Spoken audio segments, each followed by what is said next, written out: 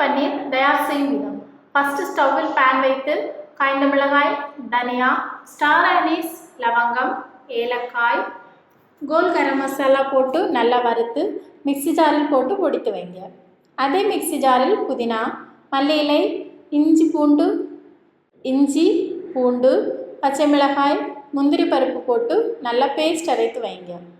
இப்போது ஸ்டவ்வில் பேன் வைத்து ஆயில் கொஞ்சம் அதிகமாக ஊற்றி வெங்காயம் கட் செய்தது போட்டு கொஞ்சம் உப்பு சேர்த்து நல்லா வதக்கி மஞ்சள் தூள் போட்டு முதலில் அரைத்து வைத்த பேஸ்ட் கூட ஊற்றி குக் பண்ணுங்கள்.